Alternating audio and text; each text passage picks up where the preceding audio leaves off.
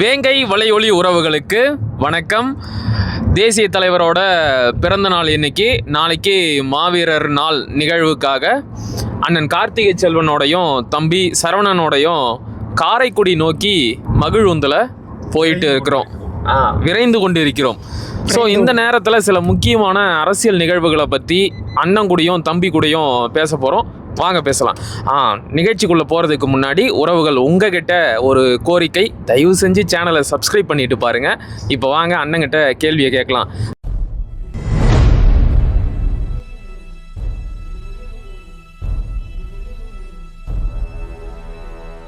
அண்ணே, இன்னைக்கு தேசிய தலைவரோட பிறந்த நாள்.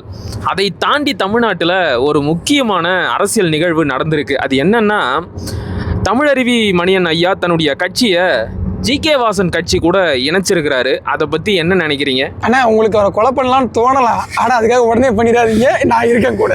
காரில் இவனை ஏற்றுனதுக்கு பதிலாக காரை இவன் மேலே ஏற்றிருக்கலாம்.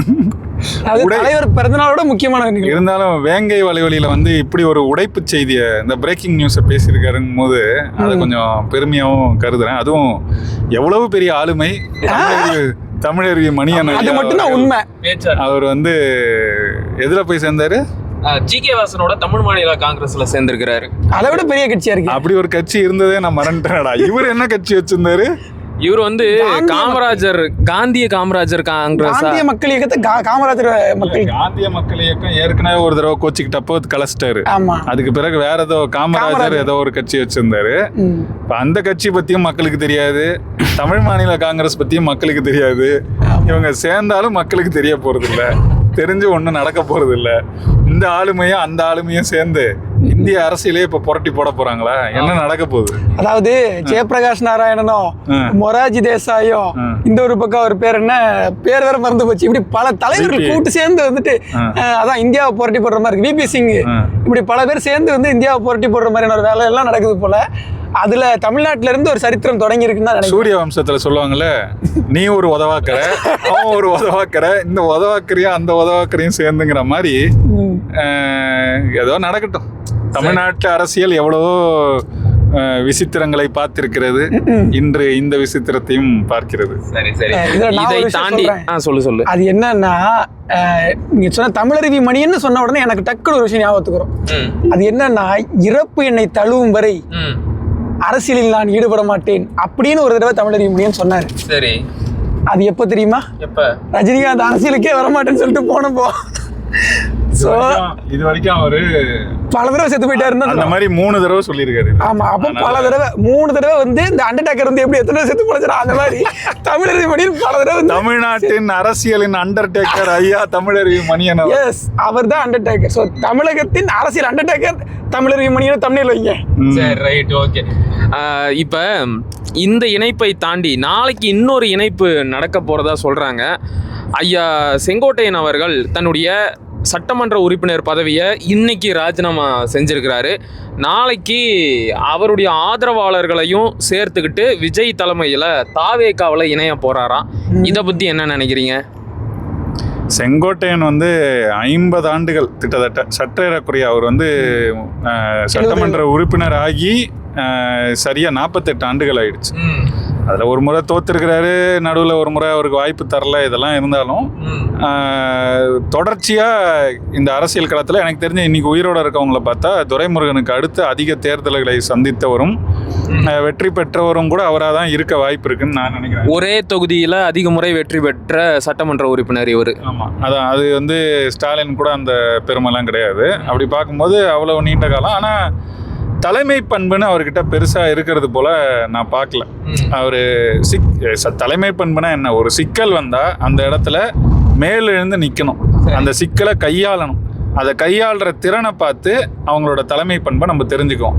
அந்த மாதிரி இது வரைக்கும் எந்த சிக்கலை செங்கோட்டையன் கையாண்டுருக்காருன்னு சொல்லுங்க. அதிமுகவில் சிக்கல் வரும்போது கூட பின்னாடி நின்றுக்குவார், வேற யாரோ கையாளுவாங்க, அவங்க பின்னாடி நிற்பார். எம்ஜிஆர் காலத்தில் பின்னாடி நின்னாரு சரி, ஜெயலலிதா வந்தாங்க சரி, பின்னாடி நின்னாரு சரி, எடப்பாடிக்கும் பின்னாடி தான் நின்னாரு, இன்னைக்கு விஜய்க்கும் பின்னாடி தான் நிக்க போறாரு. முன்வரும் துணிச்சல் இல்லாதவரா இருக்காரு. அதுக்கு அது முன்வர துணிச்சல் இல்லைங்கிறாரு. அது ஒரு ஆற்றல் தானே, அது தானா வராது. அதாவது நான் சில திறன்களை வளர்த்துக்கலாம். ஆனால் எனக்குன்னு ஒரு அடிப்படை ஒரு தன்மை இருக்கும் இல்லையா, அந்த தன்மையை மாற்றிக்க முடியாது. அவர் கொஞ்சம் சாஃப்ட் ஸ்போக்கன் சொல்லுவாங்களா, அந்த மாதிரி. அது அவர் வந்து பேசாமல் இருக்கிற வரைக்கும் நல்லதுன்ற மாதிரி இருக்கும். அவர் பேசினா அப்போ அந்த மாதிரி இருக்கிறவர், அதுவும் நான் சொல்கிறது வயசு கூட நமக்கு அவ்வளோ கிடையாது.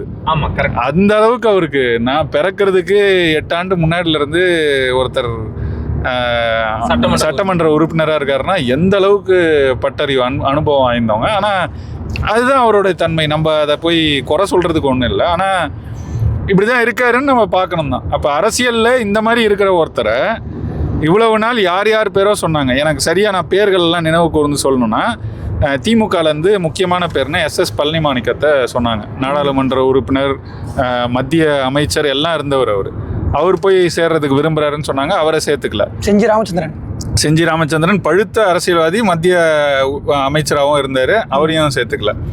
அப்புறம் இவங்க, அவங்க பேர் என்ன, ஜெயந்தி நடராஜன், காங்கிரஸில் இருந்து, அவங்க போகணுன்னு விரும்பினாங்கன்னு சொன்னாங்க, முயற்சி எடுத்தாங்கன்னு சொன்னாங்க. அவங்களே சேர்த்துக்கல. நாம் தமிழர் கட்சியிலேருந்து வெளியேறின ஒருத்தவங்களும் கூட முயற்சி பண்ணாங்க ரொம்ப நாள் அப்படின்னு சொன்னாங்க. அவங்களையும் சேர்த்துக்கல. இப்படி இருக்கும்போது திடீர்னு செங்கோட்டையனை மட்டும் இப்போ சேர்த்துக்க விரும்புகிறாங்க அப்படின்னா என்ன காரணம்னு என்னை சிந்திக்க வைக்குது.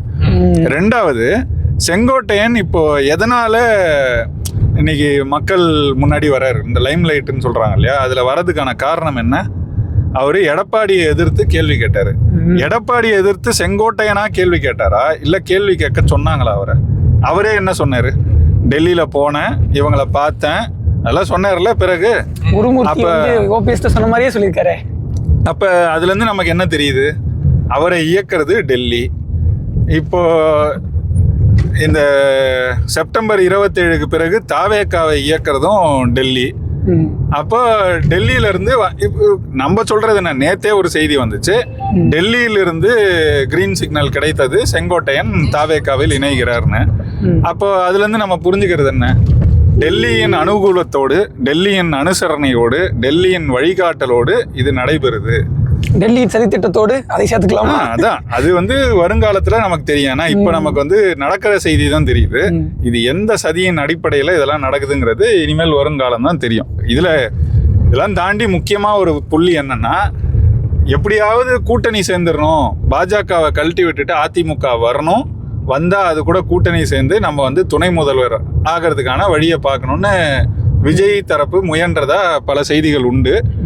அது ஓரளவுக்கு வெளிப்படையாகவும் தெரியும்னு வச்சுக்கோங்களேன். அதுக்கு இன்னைக்கு வரைக்கும் அதிமுகவை அவர் வந்து எதிர்க்காமல் இருந்தாலும் அதுக்கான சான்று தான். செங்கோட்டையனை தாவேக்கால சேர்த்துட்டாருன்னா இதோட அதிமுக கூட்டணிங்கிறது இனி வாய்ப்பு இல்லை அப்படின்னு நம்ம எடுத்துக்கலாம். ஏன்னா அதிமுகவில் இருந்தால் கலகக்குரல் எழுப்பி இவர் வெளியேற்றப்படுகிறார். அப்படி வெளியேற்றப்பட்டவரை தாவேக்கால சேர்த்துட்டு அதுக்கப்புறம் போய் அதிமுகவோட கூட்டணி பேசினார்னா சரியாக வராது. அப்போ அந்த அடிப்படையில் இந்த கூட்டணிங்கிறதும் இதோட முடியுது. இது எல்லாம் டெல்லி வேற ஏதோ ஒரு கணக்கு வச்சுட்டு செயல்படுதுன்னு தான் நான் பார்க்குறேன். சரி, இப்போ அந்த இடத்துல தான் ஒரு கேள்வி வருது. பாஜக அதிமுக கூட கூட்டணி வச்சிருக்கு, சரியா? அப்போ அந்த கூட்டணியை சிதைக்கிற மாதிரியான ஒரு சதி வேலைகளை ஏன் வந்து செங்கோட்டையனை வச்சு பாஜக செய்யணும்? அவங்களுக்கு என்ன தேவை இருக்குது? இவங்க இப்படியெல்லாம் செஞ்சால் அதிமுக தானே பலவீனமாகும். அவங்க பாஜக வந்து 2026 தான் முன்னிலைப்படுத்தி செயல்படுறாங்க அப்படின்னு நம்ம 29 நாடாளுமன்றத்தை 29 இருக்கலாம், இல்லை இன்னும் கொஞ்சம் நீண்ட கால திட்டமா 31 கூட இருக்கலாம். அவங்க அதுக்குள்ள நம்ம பாஜகவை தமிழ்நாட்டில் வளர்க்கணும். பாஜகவை வளர்க்கணும்னா என்ன பண்ணணும்? அதிமுகவை அழிக்கணும். அப்போ அதை கொஞ்சம் கொஞ்சமாக செஞ்சுக்கிட்டு இருக்காங்க. முன்னாடி கூட இருந்து செஞ்சாங்க, கொஞ்ச நாள் தூரம் இருந்து செஞ்சாங்க, இப்போ திரும்ப கூட இருந்து செய்கிறாங்க. இப்போ அவங்களுக்கு பல கணக்கு இருக்கிறதா சொல்கிறாங்க. டிடிவி தினகரன் இவங்கெல்லாம் வந்து சில வேலைகள் நடந்துச்சு, ஓபிஎஸ் டிடிவி தினகரன்லாம், அது ஒரு பக்கம்னு வச்சுக்கோங்களேன். இன்னொரு பக்கம் பார்த்தீங்கன்னா விஜய் தனியாக நிற்கிறதே பாஜக விரும்புது. ஏன்னா அவன் பாஜக ஒரு கணக்கு வச்சிருக்கு, அவங்க சர்வேக்கள் படி விஜய் வந்து தனித்து நிற்கிறத அவங்க விரும்புகிறதா சொல்கிறாங்க. காரணம் என்னென்னா, அதிமுக தரப்புக்கு விஜய் தனியாக நிற்கிறதுனால அதிமுக பாஜக கூட்டணிக்கு அவர் ஏற்படுத்தும் விளைவு அவங்களுக்கு சாதகமா பாதகமான்றத கணக்கிடுறாங்க. அதுபோல் திமுகவுக்கு என்ன அதனால் விளைவு அப்படிங்கிறதையும் அவங்க பார்க்குறாங்க. அப்படி பார்க்கும்போது திமுக கிட்ட இருந்து நம்ம சொல்லலை, நம்ம அந்த சொல்ல கூட ஏற்றுக்கல. சிறுபான்மை வாக்கை வந்து கிறித்தவ இஸ்லாமிய வாக்குகள் கொஞ்சத்தை அவர் எடுக்கிறாரு அப்படிங்கிற மாதிரி அவங்க சர்வேக்கள் சொல்லியிருக்கான். எப்படி நமக்கு வராத வாக்கு தானே, அதை எடுக்கட்டும், அது திமுகவுக்கு தானே சேதம் அப்படின்னு பாஜக பார்த்து அதை ஒரு கணக்கு போட்டு சரி அது எப்படியும் அந்த பக்கமே பிரிஞ்சுக்கிட்டோம். நம்ம வந்து இப்படி வச்சு அவங்களுக்கு நான் இன்னொன்னும் பார்க்குறேன், அவங்க அதிமுக ஜெயிக்கக்கூடாதுன்னே நினைக்கிறாங்களோன்னு எனக்கு ஒரு டவுட் இருக்குது. பாஜக ஜெயிச்சா திரும்ப எடப்பாடி வந்து அதிமுகவை வலுவான கட்சியாக ஆக்கிடுவார். அப்போ கூட இருந்தே குழியை பறித்து அவரை வெல்ல விடாமல் பண்ணணும் அப்படிங்கிறதா அவங்களுக்கு ஒரு நோக்கமாக இருக்கலாம். இப்போ இவங்க சேர்ந்துட்டா வென்றுவாங்கன்னெலாம் நான் சொல்லலை. நான் சொல்கிறது வாய்ப்புகள் அப்படின்னு பேசும்போது அவங்களுக்கு ஒரு கணக்கு இருக்கும்ல. அவங்களுக்கு வந்து திமுக வெல்லலைங்கிறத தாண்டி அதிமுக வெல்லாமல் இருக்கணுன்ற ஒரு கணக்கு இருக்கலாம். அப்போ வெல்லாமல் இருக்கணும்னா என்னென்னலாம் செஞ்சு பலவீனப்படுத்த முடியுமோ கூடவே இருந்து அதெல்லாம் செய்வாங்க. அப்படி செய்கிறதா தான் நான் இதெல்லாம் பார்க்குறேன். இதெல்லாம் வந்து எடப்பாடிக்கு தெரியலையா? கூட இருந்தே பாஜக குழி பறிக்குது அப்படிங்கிறத கூடமா அவர் இன்னும் கணிக்காமல் இருக்கிறாரு. அவருக்கு அந்த அளவுக்கு அரசியல் மதிநுட்பம் இருக்கிறதா நான் நினைக்கல. ஒரு சின்ன எடுத்துக்காட்டு சொல்கிறேன். அண்ணன் சீமான் ஏற்கனவே போகிற போக்கில் ஒரு 2 இடத்துல சொல்லியிருப்பாரு. அதை கூர்ந்து கவனிச்சாதான் புரியும். என்னன்னா, அவர் உண்மையிலேயே கூட்டணி வைக்கணும் பாஜகவோட நினச்சிருந்தா 2024 வச்சிருக்கலாம். இந்த தேர்தலில் வைக்காமல் இருக்கிறது தான் அவருக்கு பலம். அந்த தவிர அவர் செஞ்சிட்டார் எடப்பாடி பழனிசாமி. அவர் 24 வச்சிருந்தா இங்கே கணக்கே வேற மாதிரி வந்திருக்கும். சரிதானே? ஆமாம். நான் ரொம்ப அடிப்படை கணக்கு வச்சு நம்ம பார்க்கும்போது கூட அந்த கூட்டணி பிரித்த வாக்குகளை அப்படியே கூட சேர்க்கல. ஓரளவுக்கு சேர்ந்தா கூட ஒரு 10லேருந்து 13 தொகுதி வரைக்கும் சொல்கிறாங்க அதிமுக பாஜக கூட்டணி வென்று இருக்க வாய்ப்பு இருக்குது அப்படின்னு. அதுவும் கேடு தான் தமிழ்நாட்டுக்கு. திமுக ஜெயிச்சதும் கேடு தான், அதுவும் கேடு தான். ஆனால் அவங்க 2 பேருக்குள்ளே இருக்கிற அந்த போட்டி அந்த இதில் பார்க்கும்போது பாஜக தனியாக ஒரு கூட்டணி அமைச்சு நின்னது அதிமுகவுக்கு ஒரு பெரிய சேதம். திமுகவை வெல்ல வைக்கிறதுக்கு அது பெரிய அளவுக்கு உதவுச்சு அப்படிங்கிறது தான் இதுலேருந்து நமக்கு தெரியுது. அப்போ இந்த தவறை எடப்பாடி பழனிசாமி செஞ்சார். இப்போ அந்த தவறை சரி செய்யறதா நினச்சிக்கிட்டு இன்னொரு தவறையும் செய்து கொண்டிருக்கிறார். இப்படி தான் நான் பார்க்குறேன். அதனால் அவருக்கு வந்து கட்சியை காப்பாற்றுறது பெரிய சிக்கலாக இருக்குது. அதுக்கு பாஜகவோட இப்போ சேர்றது உதவும்னு நினைக்கிறாருன்னு தான் நான் பார்க்குறேன். அது கட்சியை காப்பாற்றுமா அப்படிங்கிறது எனக்கு உள்ளபடியாக நான் இப்போ சொன்ன காரணங்களால் அவங்க கூட சேர்றது தான் இன்னும் எளிமையாக கட்சியை வந்து கொஞ்சம் கொஞ்சமாக அரிச்சிக்கிட்டே இருக்கோ அப்படிங்கிறத. இப்போ செங்கோட்டையன் இருந்தார், அவங்க கூட இல்லாதப்பவும் அமைதியாக அவங்க கட்சியில் தான் இருந்தார் இல்லையா? அவங்க கூட கூட்டணி வச்சாங்க, இப்போ இல்லை. செய்தது பாஜக. அப்போ அந்த கூட்டணியை வலுப்படுத்துதா இல்லை பலவீனமாக்குதா? பலவீனத்தை தான் படுத்துது. அப்போ அதுதான் என் பார்வை. இப்போ அண்ணன் வந்து என்ன சொல்கிறாருன்னா, அதிமுக பாஜக கூட்டணி என்பது வெற்றி கூட்டணி இல்லை, பாஜக வந்து அதிமுகவை அழிக்கிறதுக்கான வேலையைத்தான் இந்த கூட்டணி மூலமாக செய்யுது அப்படின்னு சொல்கிறாரு. நீயும் அப்படி தான் நினைக்கிறியா? இப்போ அண்ணன் சொன்னபோது வந்து விஜய் வந்து ஒரு விதத்தில் இஸ்லாமியர்கள் கிறிஸ்தவ மக்களுடைய வாக்குகளை கவர்ந்துருவார், அதனால் திமுக தரப்புக்கு ஒரு சேதம் உண்டாகும் அப்படின்னு சொல்கிறாரு. கிட்டத்தட்ட இது வந்து மற்ற மாநிலங்களில், குறிப்பாக பீகார்லேயோ மகாராஷ்டிராலேயோ பெரும்பான்மையான மாநிலங்களில் ஓவைசி வந்து பாஜகவிற்கு வந்து வெற்றி வழி அமைச்சு கொடுத்ததுக்காக அவரும் ஒரு ஸ்பாய்லர் தானே சொல்லப்படுறாரு. ஸோ அவரை மாதிரி திமுகவுக்கு ஒரு ஸ்பாய்லராக விஜய் அமைஞ்சிருவார் அப்படின்னு வந்துட்டு பாஜக நினைக்குது. ஸோ ஓவைசி மாதிரியே விஜய் வந்து நம்ம வளர்த்து விடலாம், அது பிரச்சனை கிடையாது, விஜய் வளர்கிற வரைக்கும் நமக்கு நல்லது தான் அப்படின்னு சொல்லிட்டு, அதாவது தேர்ட் பார்ட்டி வந்து மினிமல் அமௌண்ட் ஆஃப் ஓட்ஸை வந்து தங்களுடைய ஆப்போசிஷனில் இருந்து பிரிச்சுட்டாங்கன்னா அது ஒரு விதத்தில் தங்களுக்கு நல்லது தான் அப்படின்னு பாஜக கணக்கு போடுது அப்படின்னு சொல்கிற ஒரு குற்றச்சாட்டு இந்தியா முழுக்க இருக்கிறது தான். அதைத்தான் கார்த்திகை செல்வனும் சொல்லியிருக்காங்க. அதுவும் ஒரு விதத்தில் ஏற்றுக்கொள்ளக்கூடியது தான். ஆனால் இந்த பிளான் தமிழ்நாட்டில் ஒர்க் அவுட் ஆகுமா? மகாராஷ்டிராவில் ஓரளவு ஒர்க் அவுட் ஆச்சு, ஆட்சி அமைச்சிட்டாங்க. பீகார்லேயும் ஒர்க் அவுட் ஆச்சு, ஆட்சி அமைச்சிட்டாங்க. தெலுங்கானாவில் கூட ஒர்க் அவுட் ஆகலை, ஆந்திராவில் ஒர்க் அவுட் ஆச்சு, நடந்துருச்சு. ஸோ இது சத்தீஸ்கர்லேயோ மற்ற மாநிலங்கள் நடந்த மாதிரி நடக்குமா அப்படின்றது தமிழ்நாட்டில் நடக்குமாங்கிறது கேள்விக்குறி தான். பட் வந்து ஆப்ரேஷன் வெஸ்ட் பெங்கால் அது சக்ஸஸ்ஃபுல்லாக நடந்துகிட்டு தான் இருக்குது. மம்தாஜி வந்து பேரணிலாம் போகிறாங்க, எஸ்ஐஆருக்கு எதிராக நடக்குது. என்ன கேட்டால் வெஸ்ட் பெங்காலும் தமிழ்நாடும் தான் அவங்களுக்கு பெரிய குறியாக இருக்கும். கேரளாவில் ட்ரை பண்ணுறாங்கன்னு எனக்கு தோணுது. பட் இந்த அளவுக்கு ஃபியூரியஸாக இறங்குவாங்களான்னு டவுட்டாக தான் இருக்குது. பட் கேரளாவில் வந்துட்டு என்னென்னா, ஏற்கனவே அந்த குரியன் ஜோசஃபா அவர் ஒருத்தர் மத்திய அமைச்சரெலாம் ஆக்கினாங்க, சுரேஷ் கோபியையும் தாண்டி இன்னொருத்தர் ஆக்கினாங்க. ஸோ இப்போ எனக்கு தெரிஞ்சு கேரளாவிலையும் ஒரு சின்ன ட்ரை இருக்கலாம். ஆனால் ஆட்சியை பிடிக்கிற அளவுக்கு அங்கே வந்து அவங்க உள்ளே இறங்குவாங்கன்னு எனக்கு தோணலை. ஆட்சியை பிடிக்கிறதுங்கிறது தமிழ்நாட்டிலையும் வெஸ்ட் பெங்கால்லையும் தான். மற்றபடி மற்ற மாநிலங்களில் போவாங்கன்னு எனக்கு தோணலை. சரி சரி அண்ணா, இப்போ நீங்கள் என்ன சொல்கிறீங்கன்னா பாஜகவோட கணக்கே வேற. அவங்க வந்து இப்போ கூட்டணி வச்சது 26 தேர்தலில் வெற்றி பெறுவதற்கு அல்ல, அவங்க வந்து 29ஐயும் 31ஐயும் குறி வைக்கிறாங்க. அதிமுகவை காலி பண்ணிட்டா அந்த இடத்துல தாங்கள் வந்து உக்காஞ்சிடலாம் அப்படின்னு பார்க்குறாங்கன்னு சொன்னீங்க. எனக்கு என்ன கேள்வினா, அப்படி அதிமுகவை பலவீனப்படுத்துறதா நினச்சிக்கிட்டு ஒரு பக்கம் விஜயை பலப்படுத்துகிறாங்களே, இதுவும் கூட அவங்களுக்கு ஒரு த்ரெட்டு தானே. அப்போ இந்த இடத்துல நீங்கள் சொல்கிற அந்த சதி கணக்கு அடிபட்டு போகுது இல்லை? இவங்களே இவங்களோட போட்டியாளரை வளர்த்து விடுறாங்களே. இப்போ பாஜகவுக்கு எப்படி பார்த்தாலும் தமிழ்நாட்டில் வரவேற்பு இல்லை. நீ அதிமுகவை ஒழிச்சிட்டா மட்டும் அந்த இடத்துல வந்து உக்காஞ்சிட முடியுமா என்ன? அந்த இடத்துல இப்போ விஜய் வந்துட்டாருன்னா, இல்லை நாம வந்துட்டோம்னா யாரை அழிக்கிறது ஈஸி அவங்களுக்கு? அதிமுக நமக்கு பிடிக்குதோ பிடிக்கலையோ ஓரளவுக்கு கட்டமைப்பு கொண்ட கட்சி. கட்டமைப்பு எப்படின்னா, இப்போ தேர்தல் நெருக்கத்தில் வீட்டுக்கு 1000 ரூபாய் கொடு 2000 ரூபாய் கொடுன்னா போய் கொடுக்க முடியும். அந்த மாதிரி ஒரு கட்டமைப்பு கொண்ட கட்சி. ஒரு வீட்டுக்கும் கொண்டு போய் சேர்க்க முடியும் அவங்களால. அதுக்கான கட்டமைப்பை வச்சுருக்காங்க இல்லையா? அதுக்கு தான் இந்த கட்டமைப்பெலாம் இவங்க பயன்படுத்துகிறாங்க. கொள்ளைக்கும் எல்லாத்துக்கும் தான் பயன்படுத்துகிறாங்க. அப்போ அப்படி ஒரு கட்டமைப்பை அவங்க வச்சுருக்குறாங்க. ஆனால் விஜய்கிட்ட கிடையாது. அது நம்ம ஒரே ஒரு சிக்கல் வந்துச்சு, நம்ம எல்லாருமே பார்த்தோம் இல்லையா? அப்போ ஒரு வழக்கு போட்ட உடனே இது வரைக்கும் அன்னையிலேருந்து செப்டம்பர் 27 இன்னைக்கு வரைக்கும் பாஜகன்ற சொல்ல அவர் அறிக்கையிலையும் பயன்படுத்தலை, பேச்சுலையும் பயன்படுத்தலை. அப்போ அவ்வளவுதானே. நாளைக்கு ஒரே ஒரு இந்த வழக்கே இருக்கு, வேற எந்த வழக்குக்கும் அவங்க காத்திருக்க கூட வேணாம். இந்த வழக்கே இருக்கு. அப்படியே இழுக்கணும்னு நினச்சாங்கன்னா சிபிஐ விசாரணையை தீவிரப்படுத்தியது அப்படின்னு செய்தி வந்த உடனே முடிஞ்சு கதை. சார்ஜ் ஷீட்டில் பேர சேர்த்துனாலே முடிஞ்சு. அதனால அவங்களுக்கு தெரியும் யாரை எந்த அளவுக்கு விடணும், எப்போ இழுத்து பிடிக்கணும்னு. அவங்க கட்டுக்குள்ளே வராத ஒரே ஒரு கட்சி இங்கே இருக்கிற நாம் தமிழர் கட்சி தான். ஓரளவுக்கு சொன்னால், நான் இந்திய அளவில் பார்த்தா மம்தா பானர்ஜியும் அவ்வளோ எளிதாக அவங்க கிட்ட போகல. ஹேமந்த் சோரன் வந்து ஜார்க்கண்டில் ரொம்ப ஸ்ட்ராங்காக இருந்தார். இடியில் முன்னாடி வந்து அவங்க அப்பாலாம் கூட்டணியில் இருந்தவர் தான்.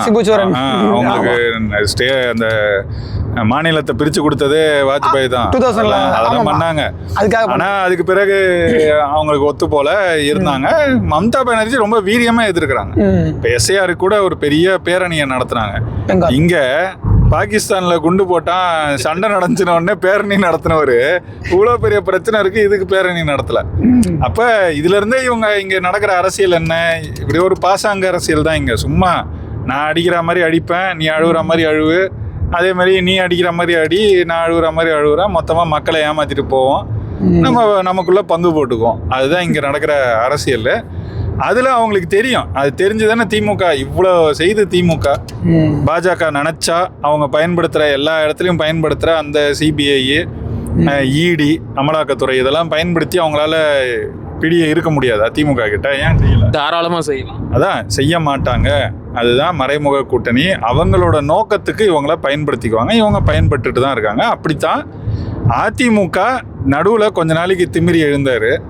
இப்போ அடக்கி திரும்ப பக்கத்துலேயே உட்கார வச்சுருக்காங்க. அதே மாதிரி வச்சுக்கிட்டா போதும், விஜயெல்லாம் வந்து நம்ம எளிதாக கையாண்டுடலான்னு நினச்சிக்கலாம். அதனால கூட இருக்கலாம். சரிண்ணே, இப்போ பாஜக வந்து ஒரு நீண்ட கால விளையாட்டை விளையாடிக்கிட்டு இருக்கு. அவங்களோட நோக்கமே வேற. எல்லாரையும் வந்து கூட்டணிக்குள்ளே இழுத்தோ இல்லைனா அவங்க இஷ்டப்படி கூட்டணி அமைக்க வச்சோ கெடுத்து விட பார்க்குறாங்கன்னு சொல்கிறீங்க. அதையெல்லாம் பொறுத்து இருந்து தான் பார்க்கணும். என்ன இருந்தாலும் செங்கோட்டையன் வந்து மூத்த அரசியல்வாதி. இப்போ நீங்களே சொன்ன மாதிரி அவரோட அனுபவ அளவுக்கு கூட நம்ம வயசு இல்லை. அப்படிப்பட்டவர் வந்து தாவேக்காவுக்கு போன உடனே அவருக்கு என்ன மாதிரியான பொறுப்புகள் வழங்கப்படும்? என்ன நான் புசி ஆனந்தா என்கிட்ட வந்து என்ன மாதிரியான பொறுப்பு? அங்க கொடுக்குற எல்லா பொறுப்புமே ஒரு மாதிரியான பொறுப்பா தான். நீங்க அநியாயம் பண்றீங்க. இல்ல விஜய் பொறுப்பு கொடுப்பாரு, புசி ஆனந்த் கொடுப்பாருன்றீங்க. விஜய் தானே கொடுக்கணும். இல்ல அதான் விஜய் என்ன மாதிரியான பொறுப்பு கொடுப்பாரு? அவர் புசி ஆனந்த் சொன்னதுக்கான காரணம் என்ன அவர்கிட்ட கேளுங்க. ஏதாவது ஒரு விதமான பொதுச் செயலாளர் கொடுப்பாரு. ஏதாவது ஒரு விதம். ஆமா, இப்போ இது வரைக்கும் 3 விதமான பொதுச் செயலாளர் ஒரு கட்சியில இருப்பாங்கன்றது விஜய் கட்சி தொடங்கி நடத்தின பிறகுதான் நமக்கு தெரியுது. ஆமா, தேர்தல் மேலாண்மை பொதுச் செயலாளர். அப்புறம் அது என்ன கொள்கை பரப்பு பொதுச் செயலாளருங்கிறத என் வாழ்க்கையில நான் பார்த்ததே கிடையாது. கொள்கை பரப்பு செயலாளர் அந்த கேள்விப்பட்டிருக்கோம். மாதிரி ஏதாவது ஒரு புதிய பொதுச் செயலாளரா இவரு ஏதோ அமைப்பு தலைமை பொதுச் செயலாளரா என்னமோ பொறுப்பு கொடுக்குறாங்கண்ணே. அதுவும் பொதுச்செயலாளரா? அதான் அமைப்பு பொதுச் செயலாளர்னு வந்துச்சுல்ல, அதான் நானும் சொல்றேன். இன்னொரு முக்கியமான சோர்ஸ், கதை சொல்லி சோர்ஸ் என்ன சொல்லுச்சு அப்படின்னா, புஷி ஆனந்த வந்து டம்மி பண்ணிட்டு அந்த இடத்துல இவரை உட்கார வைக்க போறாங்களாம். அதெல்லாம் எனக்கு தெரிஞ்சு, ஏன்னா புஷி ஆனந்த் வந்து ஒரு 15 வருஷமா விஜயோட பயணிச்சிருக்கிறாரு. அந்த நம்பிக்கையை வேற யாருக்கும் யார் மேலேயும் விஜய்க்கு இருக்கும்னு நான் நினைக்கல. அவ்வளோ எளிதாக அந்த இடத்த வேற யாருக்கும் கொடுக்க மாட்டாருன்னு நினைக்கிறேன். அது மட்டும் இல்லாமல் இப்போ கொடுத்தா என்ன நடக்கும்னு நீங்களே பாருங்க. இப்போ தான் கரூர் பிரச்சனைக்கு பிறகு புஷி ஆனந்த் கொஞ்ச நாள் தலைமறைவாலாம் இருந்தார். பேர் கெட்டுச்சாதான் கட்சிக்கு. ஆனால் இந்த நேரத்தில் ஒதுக்கி வச்சா என்ன நடக்கும்? இதனால தான் ஒதுக்கி வச்சுட்டாங்க. ஓகே, எப்படி கரூர் பிரச்சனைக்கு எனக்கும் சம்மந்தமே இல்லைன்னு புஷி ஆனந்த் சொன்னது பேக் ஃபயர் ஆச்சோ, மதியழகன் தான் காரணம், அப்படி மதியழகன் தான் பொறுப்பு அந்த இதுக்கு நிகழ்ச்சிக்குன்னு சொல்லி இவர் ஒதுங்கினாரோ, அந்த மாதிரி இப்போ புஷி ஆனந்த ஒதுக்கிட்டு செங்கோட்டையனோ யாரை அந்த இடத்துக்கு கூப்பிட்டு வந்தாலும் கரூர் பிரச்சனைக்கு பிறகு புஷி ஆனந்த காவு கொடுத்துட்டாரு விஜய் அப்படிங்கிற ஒரு பேர் வரும். இதெல்லாம் கணக்கு பண்ணி தானே, ஒவ்வொன்றையும் வெறும் கணக்கு மட்டும் தானே பண்ணி அந்த கட்சியே நடக்குது. அதனால அவ்வளோ எளிதாக அதை செய்ய மாட்டாங்கன்னு நான் நினைக்கிறேன். ஸோ அப்போ முதல்ல சொன்ன மாதிரி ஒரு வில்லங்கமான ஒரு மாதிரியான மார்க்கமான பொதுச் செயலாளர் பதவியை உருவாக்கி ஐயா கிட்ட கொடுத்துருவாங்க. சரிண்ணே, அதையும் வந்து ஒரு நாள் கழித்து தான் பார்க்கணும். இன்னைக்கு வந்து தேசிய தலைவரோட பிறந்த நாள். விஜய் அவர்கள் தேசிய தலைவருக்கு இப்போ நம்ம பேசிக்கிட்டு இருக்கிற இந்த நிமிஷம் வரைக்கும் வாழ்த்து சொன்னதா, பிறந்தநாள் வாழ்த்து பதிவிட்டதா நான் வந்து எங்கேயுமே பார்க்கல. ஆனால் இன்றைக்கு வந்து அரசியலமைப்பு தினம் அப்படின்னு சொல்லிட்டு ஒரு வாழ்த்து செய்தி போட்டு இருக்கிறாரு. என்ன நினைக்கிறீங்க? விஜய் இப்படிதான் போன ஆண்டு போட்டாரா என்ன? இல்லைல்ல, மாவீரர் நாளுக்கு போட்டார். அது என்னது, எப்போ மாலை இரவு திட்டத்தட்ட வந்துட்டு மாவீரர் போட்டுறதும் போட்டார். எதுக்குப்பா, எதுக்கு சொல்கிற அப்படின்னு சொல்லணும்ல. அந்த அளவுக்கு கூட துணிவு கிடையாது. இந்த முறை சத்தியமாக அது கூட வராதுன்னு தான் நான் நம்புறதுக்கு காரணம் சொல்கிறேன். அதை போட்டாருன்னா பாஜக அவங்க வேலையை காட்டுவாங்க. அதனால தைரியம் இருந்தால் போடுறா பார்க்கலாம் அப்படிங்கிற மாதிரி தான் இன்னைக்கு சூழல் இருக்கு. அவரோட தைரியம் எந்த அளவுக்கு இருக்குங்கிறத நம்ம நாளைக்கு இரவு பேசினா சரியா இருக்கும்னு நினைக்கிறேன். சரிண்ணே, அவருடைய 2வது சுற்றுப்பயணத்தில் அவர் வந்து பார்த்தீங்கன்னா நாமக்கல்லுக்கு போனார். நாகப்பட்டினம் போனார். அங்கே வந்து தாய்போல் இருந்து பாதுகாத்த தலைவனை இழந்துவிட்டு ஈழத்தமிழர்கள் துன்பப்படுகிறார்கள் அப்படின்னு சொன்னார் இல்லையா? அந்த தலைவனோட பிறந்த நாள் இன்னைக்கு. ஆனால் அதுக்கு வாழ்த்து சொல்லாமல் இந்திய அரசியலமைப்பு சட்டம் ஏற்கப்பட்ட நாளா அந்த நாளை வந்து கொண்டாடுறாரு. அது அப்படிதான். அவர் இந்தியாவுக்கு எதிராலாம் அவர் இருக்கிறதா அவர் எங்கேயும் சொல்லலை. அவருக்கு தேசிய இன அரசியல்ன்ற பார்வையும் கூட கிடையாது. அதை பற்றிலாம் இது வரைக்கும் எங்கேயும் பேசல. அதனால் அதெல்லாம் நான் ஒரு பெரிய குறையெல்லாம் பார்க்கல. இருந்தால் தானே, இருக்குன்னு சொன்னாதானே அந்த கேள்வி கேட்ப. இருக்குன்னே சொல்லாதவன்ட்ட போய் ஏன் இது இல்லை அப்படின்னு கேட்டால், ஏன் வாழ்த்து? நான் வந்து ஒரு சைவ கடை முன்னாடி நிறுத்திருக்கிறேன். உள்ள போயிட்டு சிக்கன் 65 இருக்கான்னு நீ கேட்டனா இருந்தா தானே. அப்புறம் அந்த மாதிரி இருக்கு. இல்லை, ஏன் வந்து இந்த கேள்வி வருது அப்படின்னா, இதுக்கும் உங்களுக்கும் சம்மந்தமே இல்லையே. இப்போ நீங்கள் வந்து 5 கொள்கை தலைவரை அறிவிச்சிங்க. அம்பேத்கர், ஈவேரா, அஞ்சலை அம்மாள், அதுக்கப்புறம் வந்து வேலு நாச்சியார், அப்புறம் இன்னொருத்தர் யாரு, காமராஜர். இதில் வந்து பார்த்தீங்கன்னா ஈவேரா வந்து 1953 அரசியலமைப்பு சட்டத்தை எரிச்சவர். அம்பேத்கரும் கூட ஒரு கட்டத்தில் அரசியலமைப்பு சட்டத்தை ஏற்றி முடிச்சுட்டு, இது யாருக்கும் பொருந்தாத சட்டம், இதை கொளுத்தணும்னா முதல் ஆளாக நான் தான் கொளுத்துவேன் அப்படின்னு சொன்னார். இவங்க 2 பேரையும் கொள்கை தலைவரை வச்சுக்கிட்டு சம்பந்தமே இல்லாமல் போன வருஷம் வாழ்த்து சொல்லாத ஒரு நிகழ்வுக்கு இன்னைக்கு மட்டும் ஏன் வாழ்த்து சொல்லணும்? ஏன் தேசிய தலைவருக்கு வாழ்த்து சொல்லலை? அந்த இடத்துல இருந்து தான் இந்த கேள்வி வருது. போன ஆண்டு அருண்ராஜ் கட்சியில் சேரல, அவர் சொல்லலை, அதனால தெரியாது. கொள்கை பரப்பு பொதுச் செயலாளர் இந்த ஆண்டு தானடா இருக்காரு, போன ஆண்டு இல்லைல்ல. சரிதான், கொள்கை பரப்பு பொதுச் செயலாளர். ஓகே, அந்த வேர்டு எனக்கு ரொம்ப பிடிச்சிருக்கு. சரி, இப்போ விஷயம் என்னன்னா, அவர் அந்த ட்வீட்டில் போட்டிருக்காரு, நமது கொள்கை தலைவர் அண்ணல் அம்பேத்கர் தலைமையிலான குழு டிராஃப்டிங் கமிட்டியுடைய சேர்மனாக அம்பேத்கர் இருந்தார் என்பது உண்மைதான், மாற்று கருத்தே இல்லை. ஆனால் அந்த கமிட்டியில் இருந்த அவரே சொல்கிறார், அந்த விஷயத்தை முழுமையாக அவங்க பண்ணலை. நிறைய மற்றவர்களுடைய பங்களிப்பு இருந்துச்சு. குறிப்பாக உயர் சாதி இந்துக்களுடைய ஆதிக்கத்திலும் மேலாண்மையிலும் அவருடைய முழு கட்டுப்பாட்டிலும் தான் இந்திய அரசியலமைப்பு சட்டம் எழுதப்பட்டது. அவரால் முடிஞ்ச அளவில் அவர் வந்து ஃபண்டமெண்டல் ரைட்ஸை காப்பாற்றி கொடுத்தார்.